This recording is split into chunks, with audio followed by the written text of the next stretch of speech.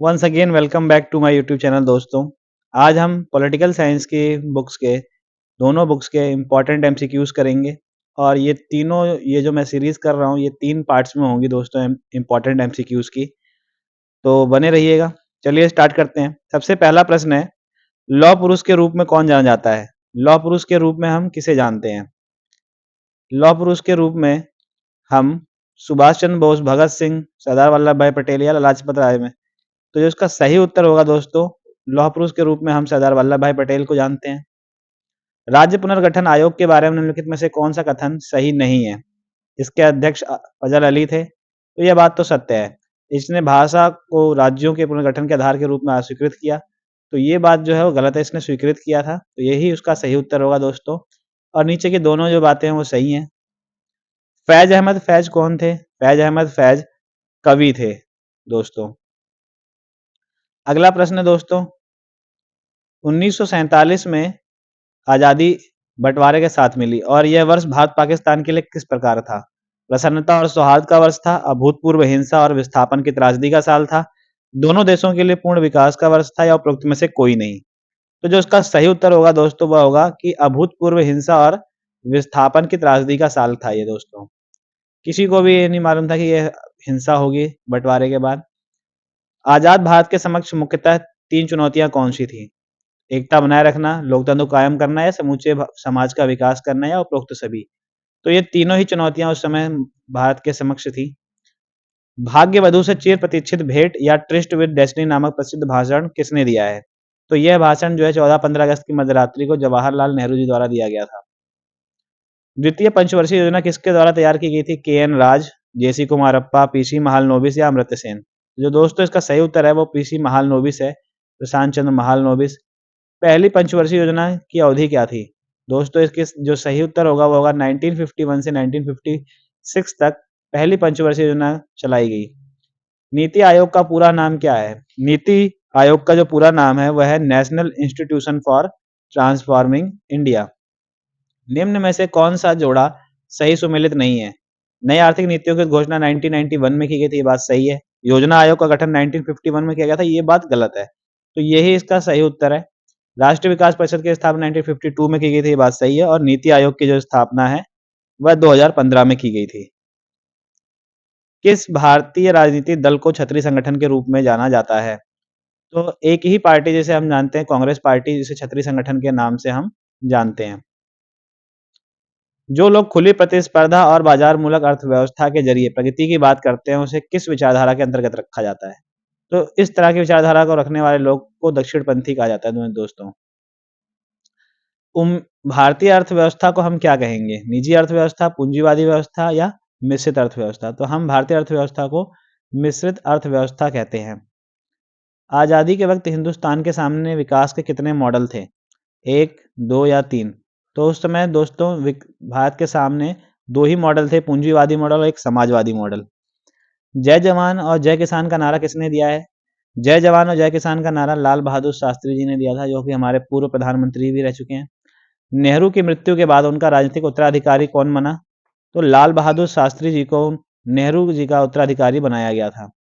1952 से 1967 के बीच भारतीय राजनीति में किस पार्टी का वर्चस्व था? तो कांग्रेस पार्टी का जो है वह वर्चस्व था, क्योंकि वह राज्य में भी और केंद्र में भी उसी की सरकारें बनती थी इस दौरान। भारत में चुनाव कराने के लिए कौन उत्तरदायी है दोस्तों? तो चुनाव करवाने का जिम्मा जो है भारत के चुनाव आयोग का होता है, यही एक संस्था है। किस भारतीय राजनीतिक दल को छतरी संगठन के रूप में जाना जाता है? तो इसको स्किप करते हैं, क्वेश्चन हम कर चुके हैं। निम्नलिखित में से किस विद्वान ने भारतीय राजनीति में कांग्रेस के प्रभुत्व को कांग्रेस सिस्टम का नाम दिया है?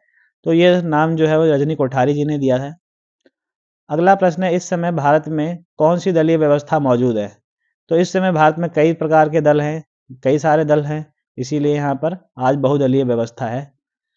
भारतीय संविधान सभा की प्रारूप समिति के अध्यक्ष कौन थे? ड्राफ्टिंग कमेटी के अध्यक्ष थे डॉक्टर भीमराव अंबेडकर, जिन्होंने संविधान की प्रारूप समिति की अध्यक्षता की। किस वर्ष केंद्र में पहली बार गैर कांग्रेसी सरकार है वह बनी? तो 1977 में पहली बार केंद्र में जनता पार्टी की गैर कांग्रेसी सरकार बनी थी। राष्ट्रीय आंदोलन की अगुवाई भारत में किसके द्वारा की गई? राष्ट्रीय आंदोलन की अगुवाई भारत में कांग्रेस पार्टी के द्वारा की गई थी, जो कि 1885 में ही बन चुकी थी। भारतीय जनसंघ के संस्थापक अध्यक्ष कौन थे? तो इसका जो सही उत्तर होगा दोस्तों वह होगा पंडित दीनदयाल उपाध्याय। कांग्रेस पार्टी की स्थापना भारत में कब हुई? 1885 में हुई थी दोस्तों कांग्रेस पार्टी की स्थापना एक अंग्रेज अफसर ए ह्यूम के द्वारा। संपूर्ण क्रांति का नारा किस नेता ने दिया? जयप्रकाश नारायण, राजेंद्र प्रसाद, श्री कृष्ण सिंह ने या राम मनोहर लोहिया ने? तो जो सही उत्तर होगा दोस्तों यह होगा संपूर्ण नारा जो था वो जयप्रकाश नारायण जेपी के द्वारा दिया गया था। भारत के प्रथम चुनाव में चुनाव आयोग को संपूर्ण देश में कितने विधायक और कितने सांसदों हेतु मतदान करवाना था? तो जो दोस्तों इसका सही उत्तर होगा वो 3200 विधायक, 3200 विधायक और 489 सांसदों के लिए मतदान करवाना था चुनाव आयोग को। अमेरिका द्वारा इराक पर आक्रमण से संबंधित निम्नलिखित में से कौन सा कथन गलत है? तो इस आक्रमण में 40 से अधिक देश शामिल थे, यह बात सही है।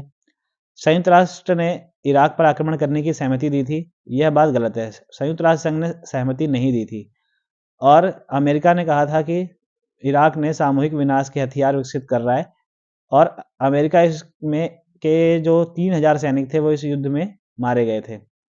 तो जो गलत था वो यही था सेकंड। अरब स्प्रिंग के साथ शुरू हुआ, तो ट्यूनीशियाई क्रांति जो है वो अरब स्प्रिंग के साथ शुरू हुई। यूएसएसआर के विघटन का अंतिम और सबसे तत्कालिक कारण क्या था? तो गोरबाचेव की नीतियां, पश्चिमी देशों का विकास या द्वितीय विश्व युद्ध या राष्ट्रवाद का उदय और विभिन्न गणराज्यों के भीतर संप्रभुता की इच्छा। जो तत्कालिक कारण था दोस्तों वो यही था, संप्रभुता की इच्छा और राष्ट्रवाद। जो देश पहले सोवियत संघ के अंदर शामिल थे उन देशों के अंदर राष्ट्रवादी भावनाएं उभरने लगी और उनके भीतर संप्रभुता की इच्छा जागी और इनमें से हमें जो संप्रभुता की इच्छा का सबसे प्रत्यक्ष रूप देखने को मिलता है वो 3 देशों के अंदर, रूस, यूक्रेन और बेलारूस में।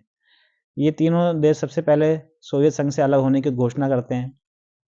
सोवियत प्रणाली, अगला प्रश्न है दोस्तों, सोवियत प्रणाली ने जल्द ही अपनी लोकप्रियता क्यों खो दी?